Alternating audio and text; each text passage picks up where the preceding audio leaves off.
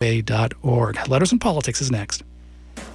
This is Pacifica Radio's Letters and Politics. On today's show, Caesar's big concern was that when he comes back from Gaul, somebody will charge him with a crime. And there were certainly crimes you could charge Caesar with. And what Caesar hoped to do was get back into Rome, somehow get elected to an office so that he wasn't liable to be prosecuted, and work his way back into Roman society with the protection and understanding that he wouldn't actually be prosecuted or his property confiscated, or maybe he even would find himself executed. Today, part 2 of our week-long series, Ancient Rome, Republic to Empire. And we continue our conversation with Edward Watts, who is the author of the book, How Rome Fell into Tyranny. Today, we dive in to what tore the ancient Roman Republic apart. That's next on Letters and Politics.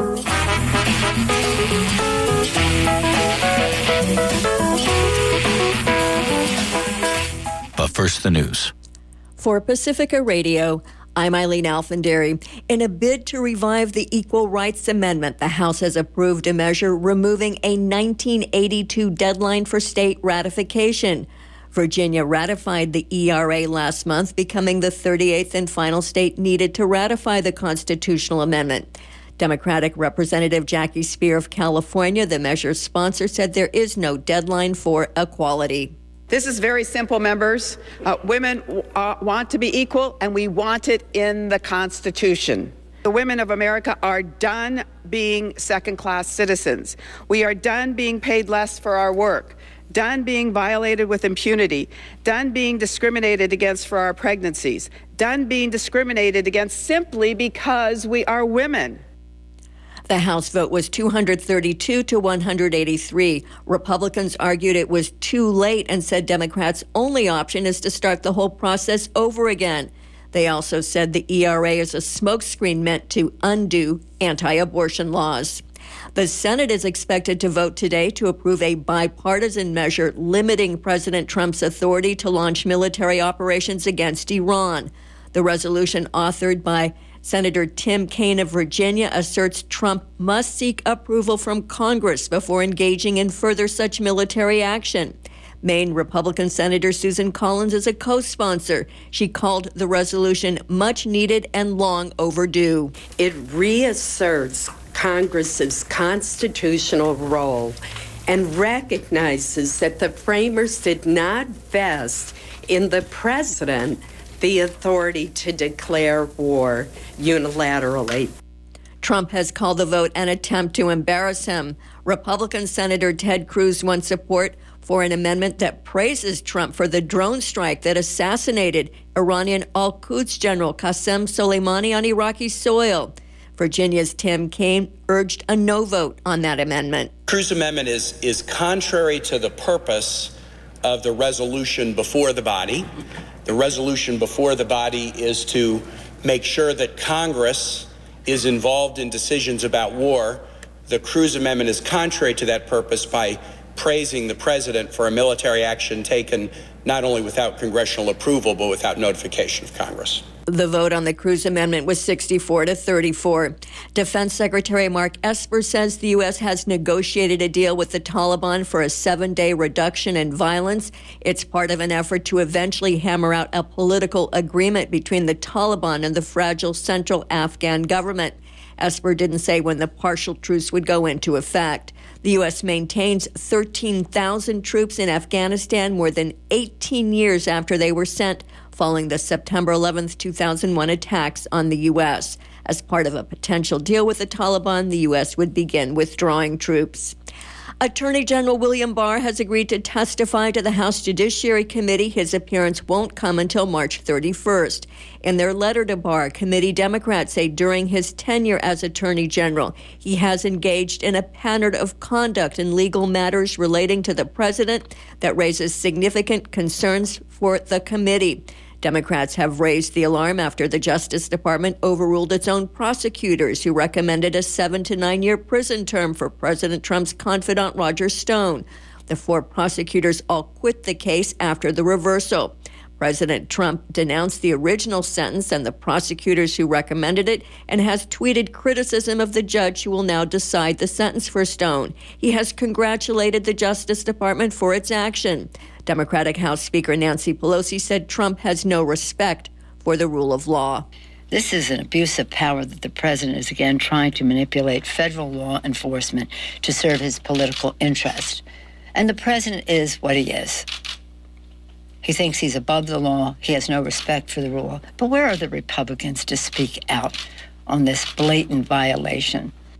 Republican Senate Judiciary Committee Chair Lindsey Graham said he wasn't losing sleep over the prosecutors who quit the Stone case.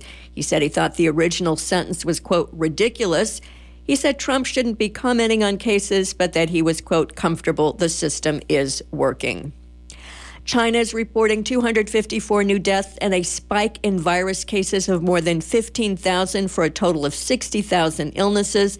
The dramatic hikes in reported cases came after the hard-hit Chinese Hubei province applied a new system that broadens the scope of diagnoses for the outbreak. I'm Eileen Alfandary. Letters and Politics is next. Good day and welcome to Letters and Politics. I'm Mitch Jeserich. This is a quote. Tell me about a complicated man. Muse, tell me how he wandered and was lost when he had wrecked the holy town of Troy, and where he went and who he met, the pain he suffered on the sea, and how he worked to save his life and bring his men back home. He failed, and for their mistakes, they died. They ate the sun god's cattle, and the god kept them from home. Now, goddess, child of Zeus, tell the old story for our modern times. Find the beginning. That is the first stanza from a new translation of the ancient Greek poem, the Odyssey, that chronicles the great adventures of Odysseus, who would need decades and all of his cunning to return to his home of Ithaca after the epic Trojan War. It is one of the two narrative poems, along with the Iliad, from the blind orator Homer, or at least that's how tradition has it. This new translation of the Odyssey is done by Emily Wilson. She is a professor of classics at the University of Pennsylvania, and she is the first woman to translate the Odyssey into English. She now joins me for a conversation on the history of this story and why it still matters today. Emily Wilson, it is my very good pleasure to welcome you to this radio program. Thank you for having me. Those last two lines of that stanza I read. Tell the old story for our modern times. Find the beginning. I like that. As someone who has just translated this into English, do you find that the Odyssey still has significance for today? Oh, absolutely, yes. I mean, I think it's relevant for today's world in a different way from the ways that it was relevant, 100 or 1,000 years ago. I mean, I feel that certain themes can resonate with a particular culture, and then different cultures can read it differently. Different people can read it differently. I mean, just on the most basic level, the Odyssey is about how do we form communities and how do we create boundaries around who gets to be in a particular community. What does it mean to decide some people belong, other people don't belong? It's a poem which resonates very, very strongly, I think, with issues that we have in our culture about immigration, emigration. Of course, it's also a poem that ends with a huge domestic massacre. So there's also the whole question about what do we do about veterans returning from war? What do we do about people who are enraged against people not just who are from a different culture, but also within their own culture? What do we do about conflict? And also how do families relate to larger communities? I think all of those questions, and even beyond getting into questions about cultural diversity, questions about gender, it's just about how do we form the world and how do we form a place within the world? Those questions are both universal and also resonate in particular ways in the contemporary. Well, let's unpack that. And let's begin with how the Odyssey may relate to our current experience around immigration.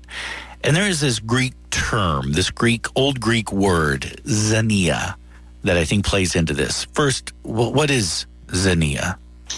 So xenia is the Greek term from which we get xenophobia. It's related to the noun, is an abstract noun, meaning the idealized relationship between strangers and guests. So there's an idea that strangers are guests that you haven't met yet, right? That there's an idea that if you're a particular kind of elite man, there's every so often there's going to be a stranded guy showing up at your door, and there's a real code to how are you supposed to greet that person. You're supposed to, before you ask any questions, invite them inside, offer them a drink, offer to have your slave women give them new clothes, give him a bath, feed him, entertain him with music, offer him gifts when he leaves, and then you're going to be guest friends for life, and your sons will also be guest friends for life. So there's an idea that you can form lasting relationships through this code of behavior. And is this a common occurrence that would happen in the ancient world? Well, I guess one of the big questions about the Homeric poems is to what degree do they actually have anything to do with real life in ancient or archaic Greece, right? I mean, they're clearly set in a world that's partly fantastical as well as partly historical. And it's always very, very hard to figure out exactly what relationship does this imagined elite heroic society have to the everyday life of the normal person in archaic Greece listening to these stories. I mean, we certainly know that the Homeric poems were based on a long oral tradition which was created in the period when the Greek-speaking world had no literacy. So they're based on a tradition where people were wandering around the Greek-speaking world creating stories and myths about the lost days of heroes.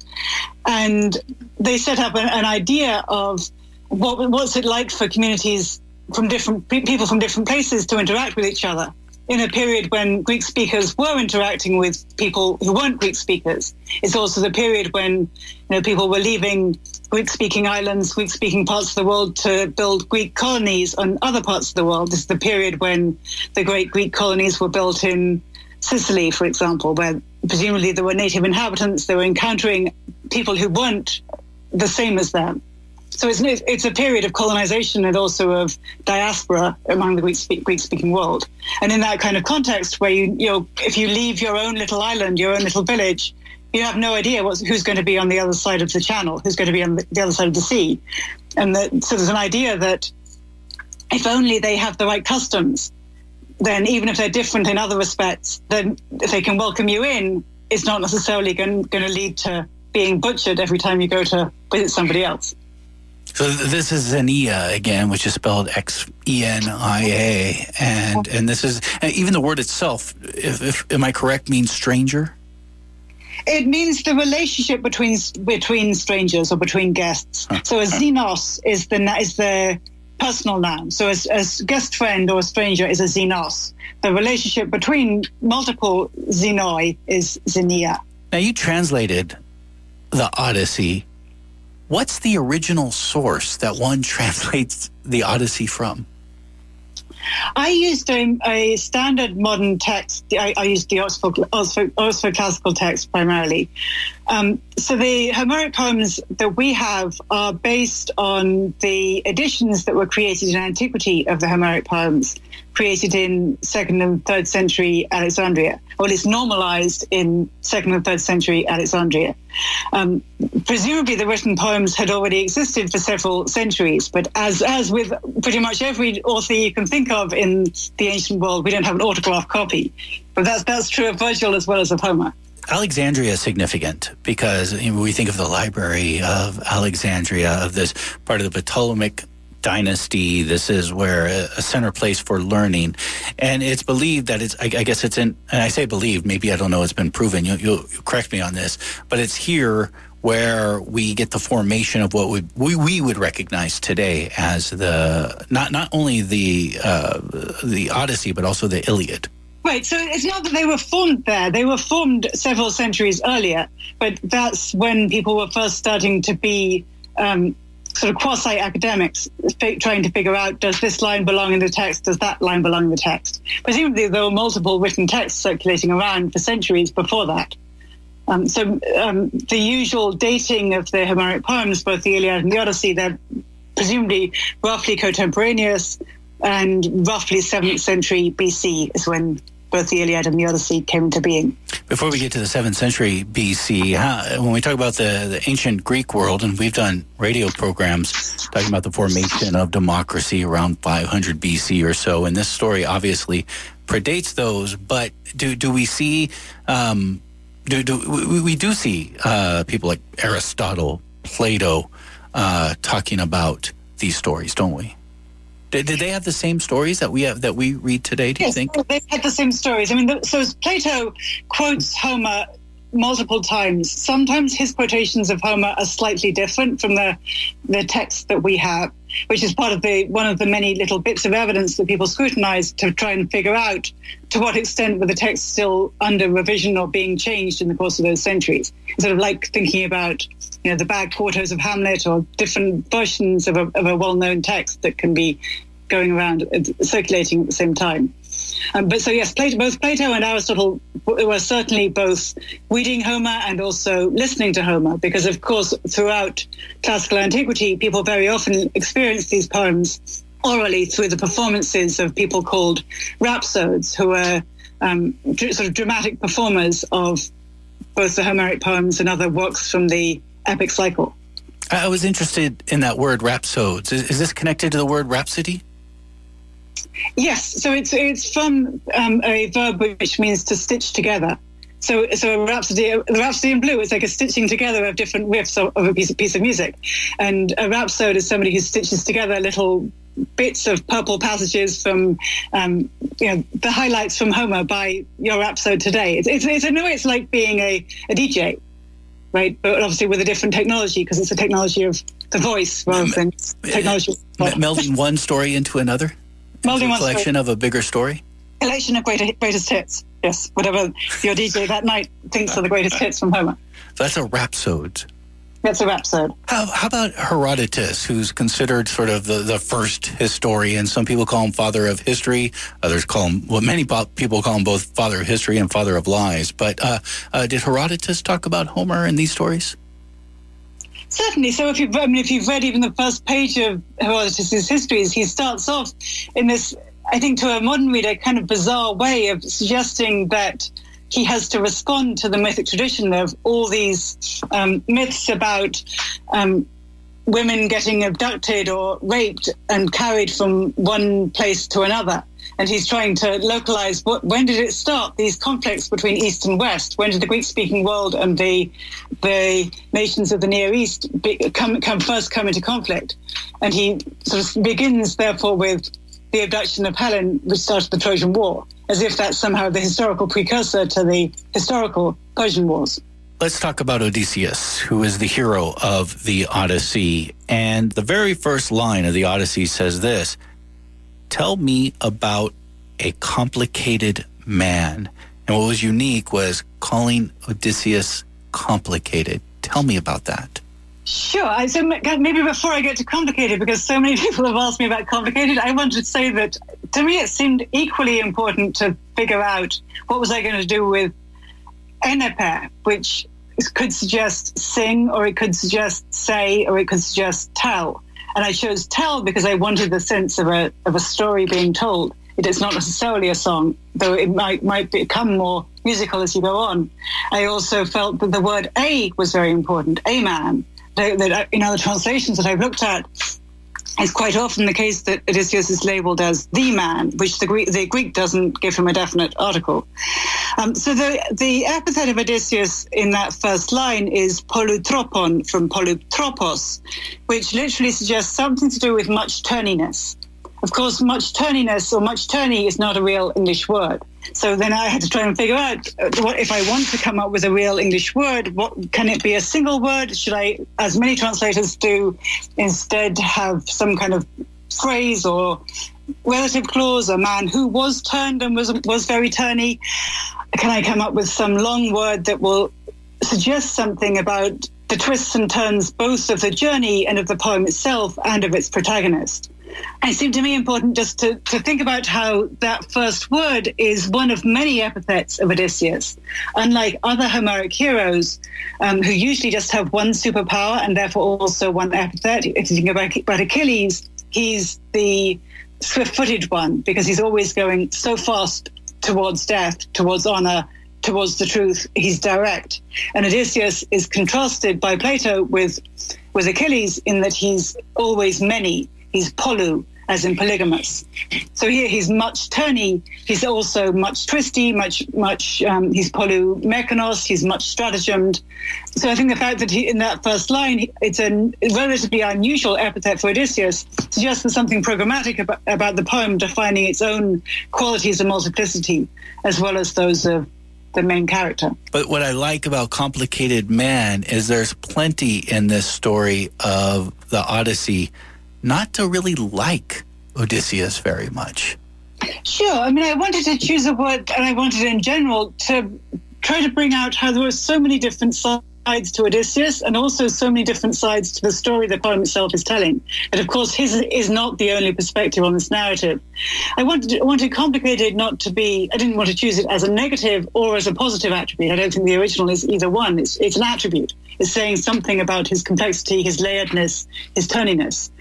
And I think the poem itself sort of shows us how he has these qualities which are in some ways absolutely wonderful, that he's smarter than any other mortal. He's able to survive in situations where almost nobody else could have survived. He has this capacity to think himself or talk himself or disguise himself or lie himself out of almost any hard place he manages to find himself in.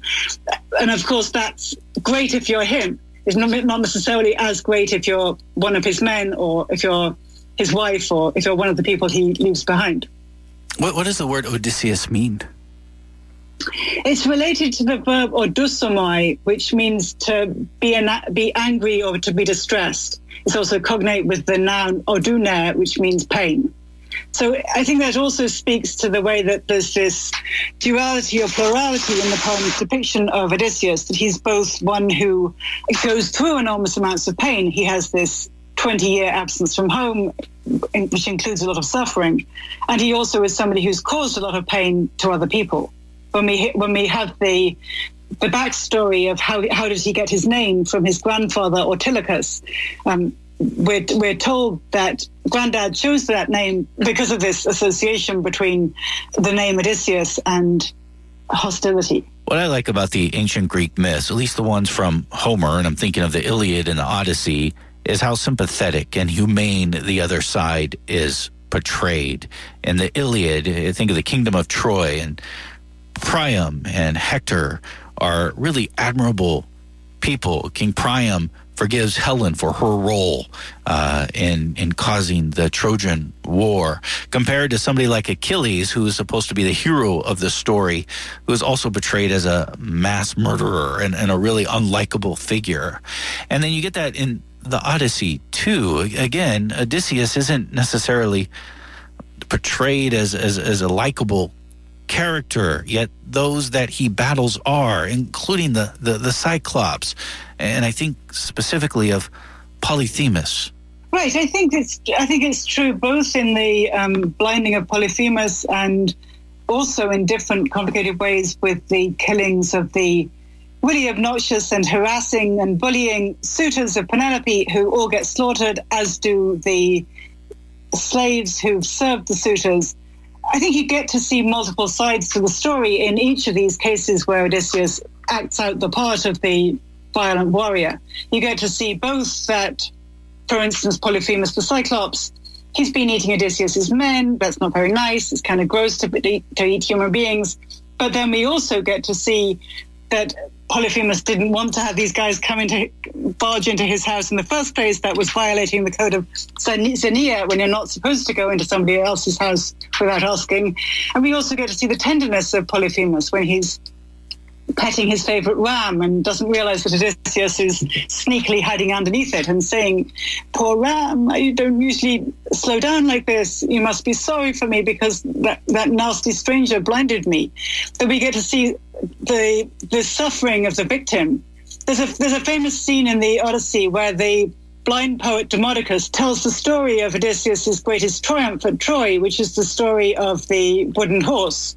Of course, Odysseus was the one who dreamed up the scheme to take the city by, in a sort of characteristically Odyssean fashion, by a sneaky kind of stratagem.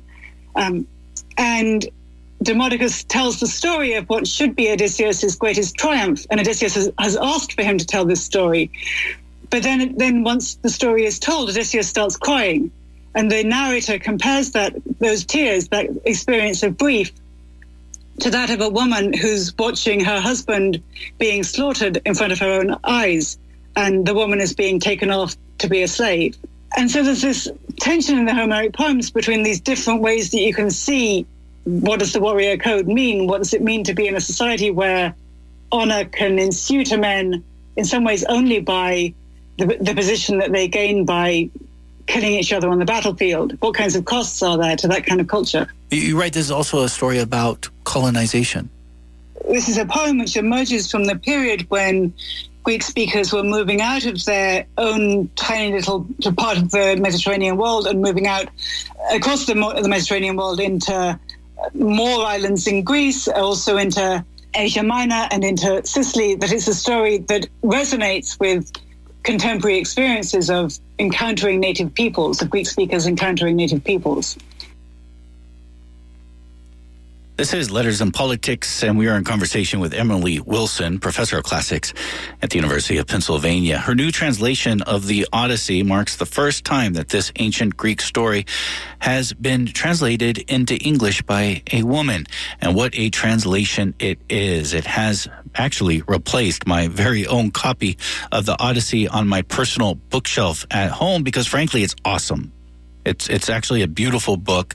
Emily Wilson sought out to translate this epic line by line. And so the entire story is there, and she sought out to make it clear to the modern reader. Now, my older copy that I have, and I think you find this with a lot of copies of both the Iliad and the Odyssey, they're full of ornate, aristocratic kind of language from perhaps the early 20th or even the 19th century, and it actually makes it hard to read, almost as though you're reading, say, Shakespeare. There's this illusion, I think, out there that if if it is this ornate, aristocratic, sort of stuffy kind of an English translation, somehow it's actually closer to the original ancient Greece. But that's not true. In fact, it couldn't be anything farther from the truth, because all these ancient stories from the 7th century BC, sort of the beginning of a Western canon, are so old that what you get in, say, the 19th or even 20th century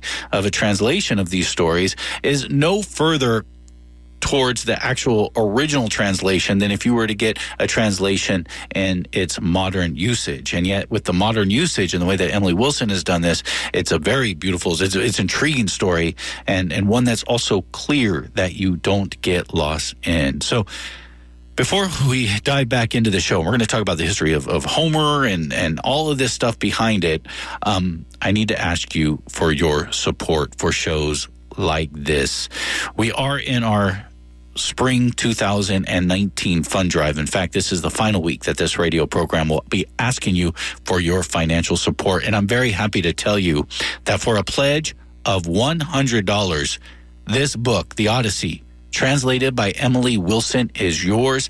This is the favorite thank you gift that I am offering by far this fund drive. For a pledge of $100, The Odyssey, the first time that this epic and ancient story has been translated into English by a woman, is yours for a pledge of $100. This interview that we have with Emily Wilson is also a part of the Letters and Politics Ancient History Pack, which comes on a USB drive that you plug into your computer. Then you put these interviews on your phone. You can really do whatever you like with them. You can burn them into a CD. You just play them from your computer if you like. It's over 30 interviews that we have done on this radio program concerning ancient history. And it includes what we did on the first week of this fund drive, our series on ancient Rome, Republic to Empire, shows that we have done on ancient Greek democracy, including Aristotle's Politics and the warnings that he had about democracy. The shows we've done on Gilgamesh, the oldest ancient story, complete story that we have from Sumner, which is modern day Iraq. The shows that we have done on ancient sites of Iraq and Syria that were destroyed by both the United States and ISIS, the history of money, the show that we did on Jesus as a political actor in Rome's occupation of Palestine, the rise of Christianity and the destruction of the classical world. I just don't have enough time to go through all the interviews that are a part of this, but it's 30 interviews, at least 20 hours of material. That is yours for a pledge of $180. So the book, The Odyssey, translated by Emily Wilson, $100. The USB drive of the Ancient History Pack, $180. Get them together at the discounted rate of $250. Here are the phone numbers. First, for listeners at KPFA in Northern California or KFCF in Central California, the phone number to call to support your radio station is 1-800-439-5732. 1-800-439-5732, and online at kpfa.org. And in Southern California on KPFK, the phone number is 818-985-5735. 818-985-5735, and online at kpfk.org. Friends, support us for this radio program, and what we like to do is we like to be able to bring a show that is educational, a show that hopefully would broaden horizons, shows that are valuable because maybe you learned something. When I go back upstairs and say, if we got to our goal, I need your help to do it, because if we don't, it's your support that gives me the cover to make it happen. So the number again for KPFA, 1-800-439-5732. 1-800-439-5732, and online at kpfa.org. And in Southern California, 818-985-5735. 818-985-5735, or online at kpfk.org. We now return to our conversation with Emily Wilson. I've heard it said that the Iliad and the Odyssey would, in the ancient world, and I say ancient world, I mean ancient Greek world, would set a moral code into society that might be similar to how the Bible did much later. Do you think that's accurate? So there was certainly a notion in the 5th and 4th centuries of something called paideia, which literally connotes the things to do with children, but it also has a much broader connotation of education. And the Homeric poems were seen as absolutely central to moral and cultural education. And I mean, of course, in a way, they're very different from the Bible. I mean, it's not like people had a creed based on the Homeric poems. It's not like anybody ever sort of stood up and said, I believe in Artemis, Athena, Demeter, Poseidon, and so on. But they were definitely texts that were known by absolutely everybody, and that both cultural literacy centered on knowledge of the Homeric poems, and also grappling with what exactly do the Homeric poems and also the poems of Hesiod, what exactly do they have to teach us? There's an ancient story, we're not sure exactly how ancient it is, of a mythical contest between Hesiod and Homer. And it sort of frames the idea of which of these poems gives you a better moral education. Is it the stories that you get in Hesiod, which are about how do the gods come into being, and also about when exactly should you plant your crops? Or is it the poems of Homer, which tell you all about thrilling battles and how to be a hero you have to slaughter everybody? So in this story, both Homer and Hesiod engage in a poetry competition, which of course was a common thing in the culture of the ancient world.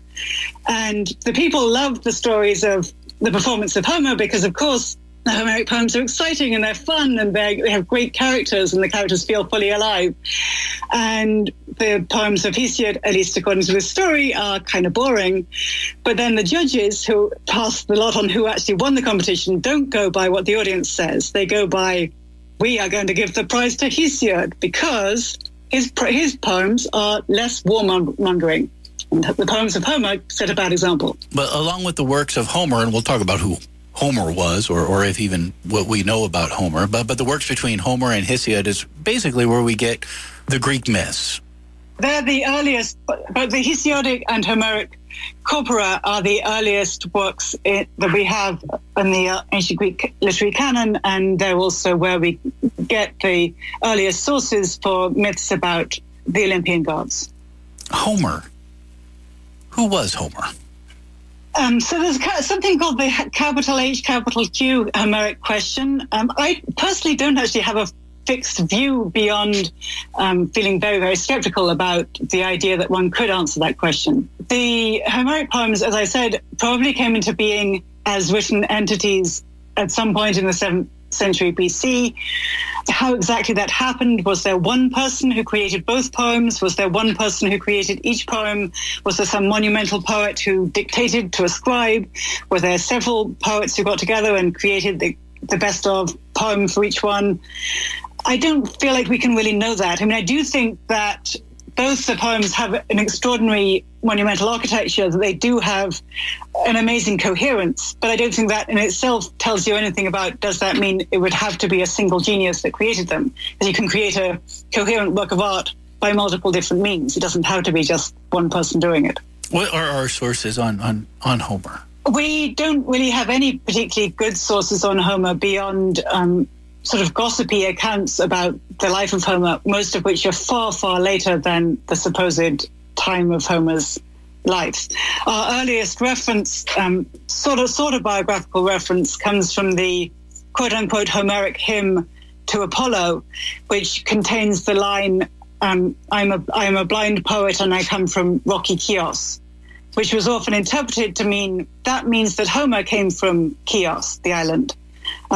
But it seems pretty clear that that's not actually the case, that the Homeric hymn to Apollo is from the same century as the Iliad and the Odyssey. So clearly it's not an autobiographical statement by whoever created those poems.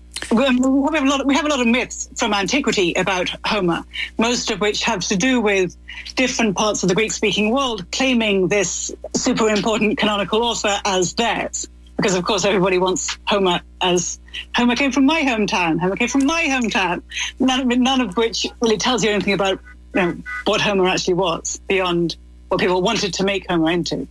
Is there any significance in the story of Homer being blind? Well, I think the story of Homer being blind says a couple of different things. One is that it says that people who make up that story are aware of the fact that in the Odyssey itself, we have representations of the blind poet Demodocus, who's the poet who sings for the Phaeacians in Book 8. So if you think there are representations of poets, of Aiodoi, within the Homeric poems, those poets must be the same as Homer, so we can move from the text to the poet, which, of course, is not actually a very convincing argument, right? It's just that people are wanting to read Demodocus as if he's the same as Homer. I think another thing that the trope of the blind poet suggests is that there's at least a partial awareness that the Homeric poems have this complex relationship with writing and literacy, right? Because, of course, a blind poet is one who composes entirely orally and performs entirely orally without any use of writing. So I think the myth about Homer as a blind poet is partly a way of talking about this movement from oralture to literacy, and how Homer is at that cusp between an oral culture to a literate culture. The Odyssey, along with the Iliad, do you see these as oral stories that were written down, or were they meant for print in the version we have now, or maybe even both? Well, obviously there was no such thing as print. It didn't come till the printing press. But they're certainly written texts. I think that it's very common to have a sort of misapprehension about what do we mean by these are poems based on an oral tradition. There's certainly poems based on a very long, centuries-long oral tradition that's marked by, for instance, the constant repetitive formulae. Of course, in an oral culture, people value repetition in a way that they don't in a literate culture. But that's not the same as saying these poems in themselves, in their entirety, could have been repeated word for word by a blind poet, and it would have been the exact same after 20 years. That doesn't actually make sense. You can't remember something word for word, even 1 week to the next, if it's as long as these poems are. So I think they certainly were created with the use of writing.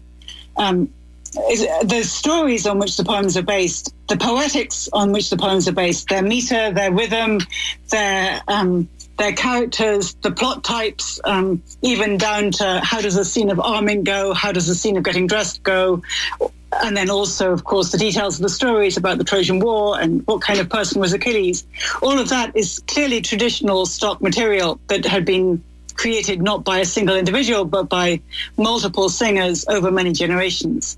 So that there's a difference between saying the tradition on which they're based, it was oral, versus the poem itself was oral. In reading or even listening to either the Iliad or the Odyssey, one will notice that there are these lines that you hear again and again and again, repeated throughout both stories. And my understanding is that is a memory device, that very well may be a memory device anyways, to help somebody who is orally telling these stories in the ancient world remember them, right? You come to these lines where you already know how they go, that allows you to think about what else you're going to say afterwards. And there is an individual I hope you could talk to me about from the 20th century who did really important work on figuring this out.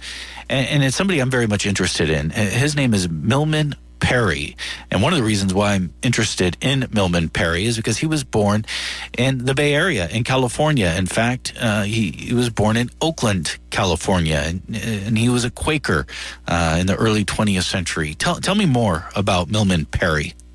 Yeah, so what Milman Parry did was realize that the oral tradition on which the Homeric poems are based might be illuminated if he could study living oral traditions. And he knew that there was a living oral tradition among the Serbian people in what was then Yugoslavia. So he traveled with recording equipment to Yugoslavia and did a lot of recording of native oral poets, and then sort of did experiments with trying to get them to repeat their poems and studying also the ways that tropes got repeated. And he managed then to show, he actually died tragically young, but he also managed to show, both with the help of his son Adam Parry and his student Albert Lord, they showed that a whole lot of the elements of the Homeric poems, which had seemed to earlier scholars to be kind of weird, why does he keep on repeating like that? The Parrys and Lords showed that some of those features were replicated or echoed in the Serbian oral poetry tradition. And then since that time, of course, there have been other studies in a more global way of thinking about oral poetic traditions across the world. And I guess one of the takeaways from more recent studies is that, in fact, oral poetic traditions are more diverse than Parry realized in just looking at the Homeric poems and Yugoslavia. That, in fact, there are more different ways that oral poetry can interrelate with writing, more different ways that repetition can be used by oral poets. But so I guess just to talk a little bit about my translation, I've wrestled a lot with the ways that repetition comes across in a written text, and how that can be somewhat different from how I think repetition comes across in performance, especially for a primarily oral culture. So I ended up, after doing multiple experiments with it, not repeating as much as the original does. I do some repetition. So for instance, I have humble slave, humble slave, humble slave, wind out C, wind out C, wind out C. But I don't absolutely every time translate the same words the same way, because it seemed to me that I would sometimes end up with a deadening effect on the page. So I wanted, for instance, the metaphors of rosy-fingered dawn to feel always alive, in a way that I felt that they didn't when I repeated exactly the same way every time. We're in conversation with Emily Wilson. She is a professor of classics at the University of Pennsylvania, and she has translated a brand new translation of Homer's epic poem, The Odyssey, and she is the first woman to have translated this epic into English. And let me also say it's true about Milman Parry. Milman Parry is this really important figure in classical studies and understanding and sort of breaking the code around the oral tradition of these epic poems. So every time you hear, say, for example, an Iliad of Hector, son of Priam, and how they have these long titles, part of those are memory devices that you memorize, you know those things, and it allows you to kind of gather your thoughts and remember what's next in the story. And he went to Serbia and found these in the mountains in Serbia, also being used by the people there. And yes, he was born in Oakland, California, a little more than 100 years ago. So when you think of the great history of Oakland, of the Black Panthers, Ricky Henderson, En Vogue, well, we can also add to the mix Milman Parry. My friends, I want to let you know we are here in the Fund Drive, and the only way I'm able to bring shows like this one to the air during Fund Drive, bring you, I hope, a reason to tune in, especially during these important times when we ask you for your support. I want to let you know that Anthony in San Jose has put up $1,000, but we only have 13 minutes to make it, and we have more of this interview to come. So for a pledge of $100, just $100, this is replaced my old version of the Odyssey. Emily Wilson's translation is yours for a pledge of $100. And it is quite a beautiful book, too, just to hold and to look at. The paper of it is very fine. It's the kind of book you would actually want to read the Odyssey off of, actually, the way it is printed and the way that it looks and the way that it holds in the hand. Yours for a pledge of $100. For a pledge of $180, the Letters and Politics, the Ancient History Pack on a USB drive, over 30 interviews that we have done on ancient history, 20 hours of material, yours for a pledge of $180. So the Ancient History Pack, $180. The book, $100. Get them together at the discounted rate of $250. The phone number, if you're listening to KPFA and KFCF in Central Valley, is 1-800-439-5732.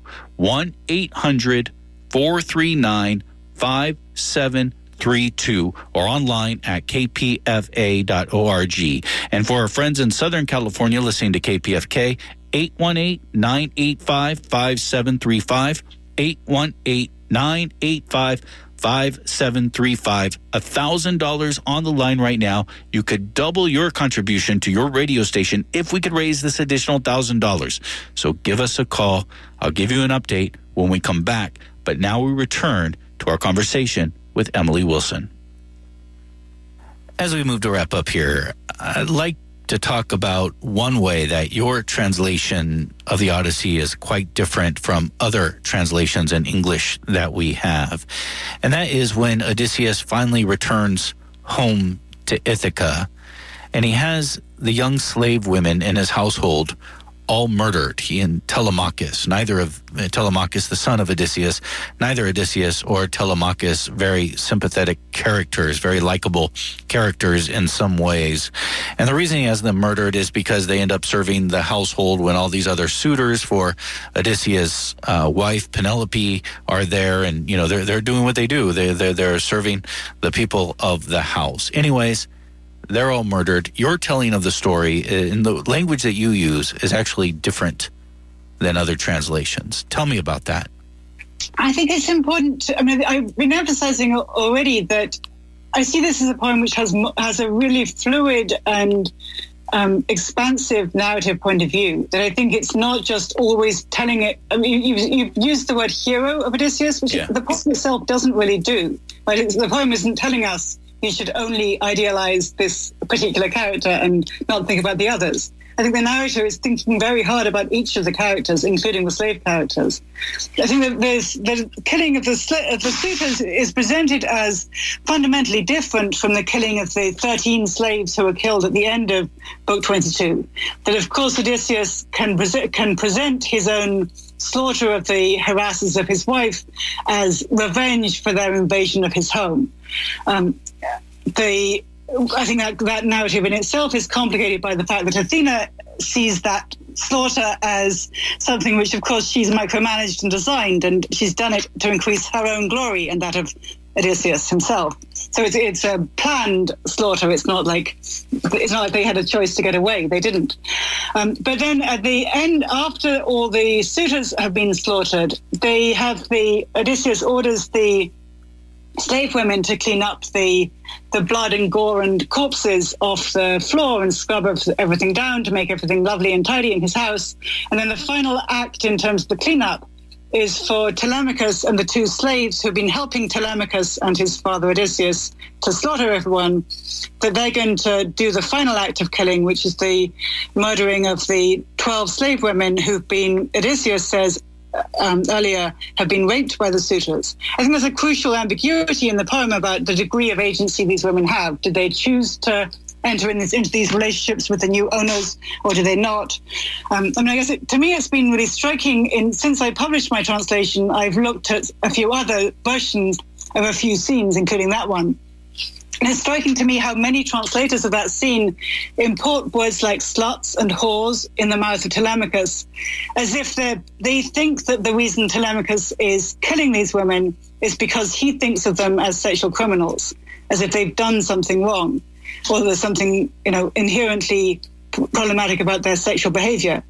And it seems to me that the Greek poem is not doing that. I think what it's doing is in a way, I think, more truthful account of how does gendered violence work, which is that Telemachus is motivated by shame. He's ashamed by the presence in the house of bodies that have been claimed by other men. So that includes both those 12 women and also the male slave who's been forced to serve the suitors, Melanthius. And he gets an equally horrible death where he gets his hands and feet and penis cut off. And then there he is. So that's what happens to the slaves. And that's also part of the poem's complex depiction of what is homecoming, right? We talked about Xenia. There's also a poem of Nostos, of homecoming, and it shows you how, in order for Odysseus to come home, that's part of what has to happen in his narrative, is for these 13 people are never going to get home.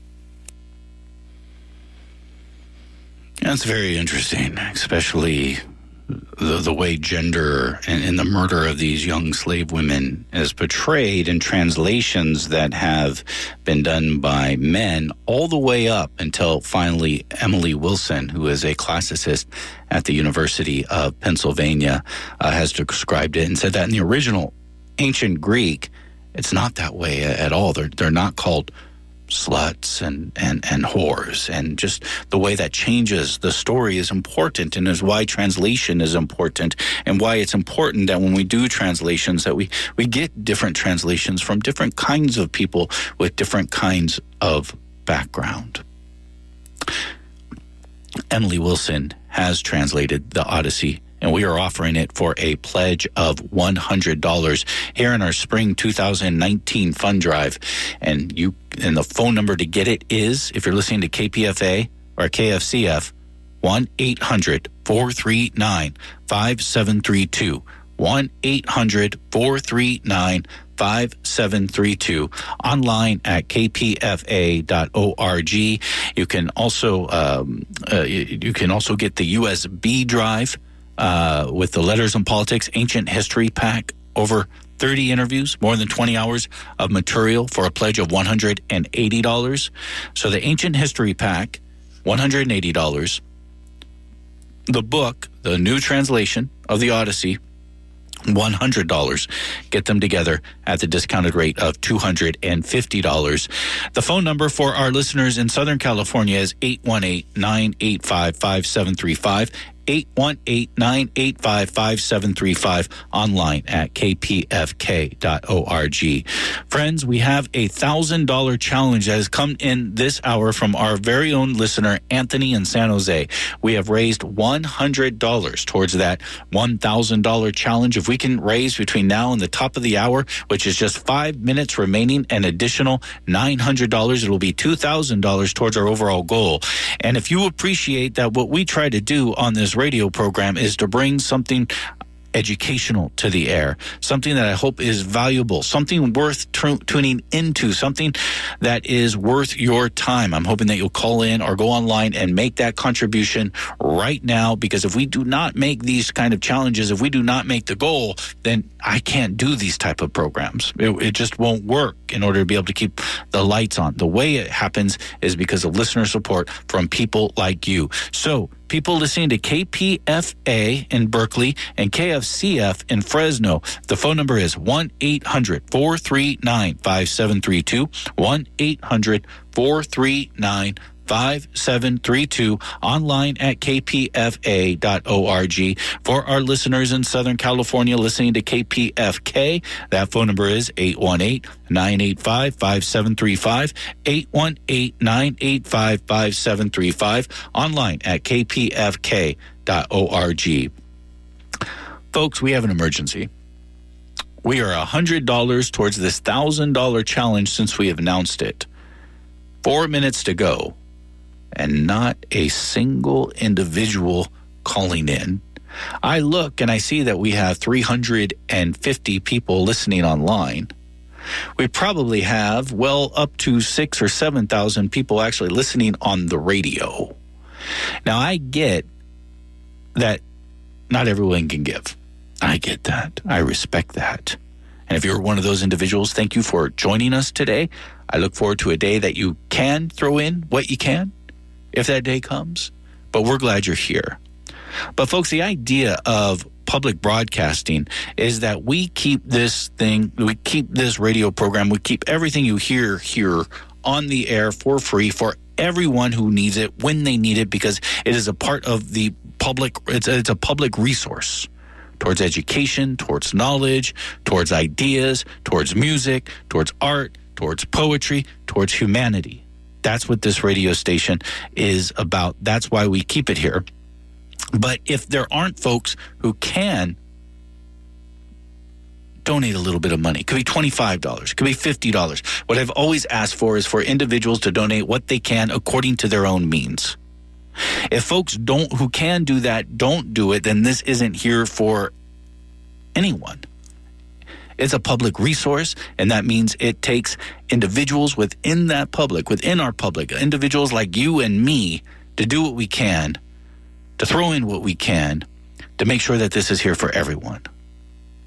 So here's the phone number if you're listening to KPFA or KFCF, 1-800-439-5732, 1-800-439-5732, and online at kpfa.org. In Southern California, that phone number is 818-985-5735, 818-985-5735, online at kpfk.org.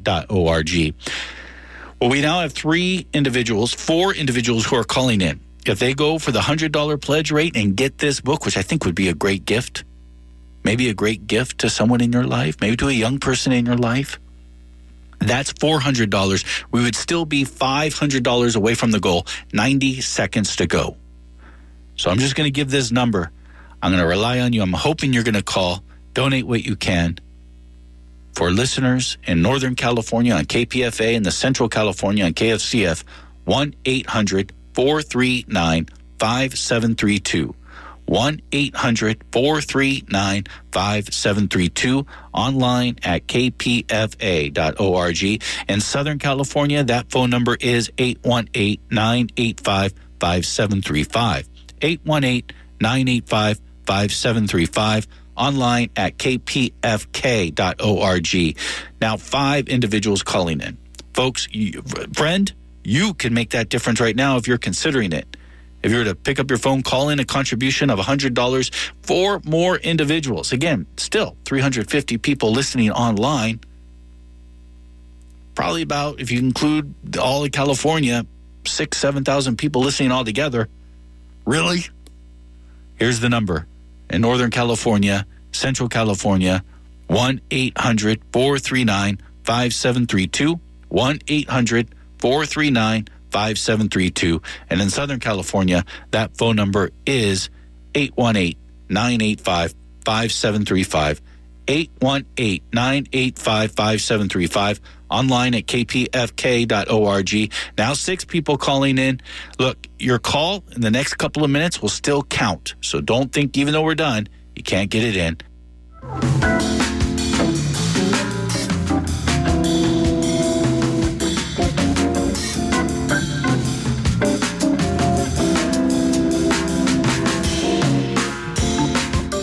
You are tuned to 94.1 KPFA in Berkeley, 89.3 KPFB in Berkeley, 88.1 KFCF in Fresno, and 97.5 K248BR in Santa Cruz. Online at kpfa.org.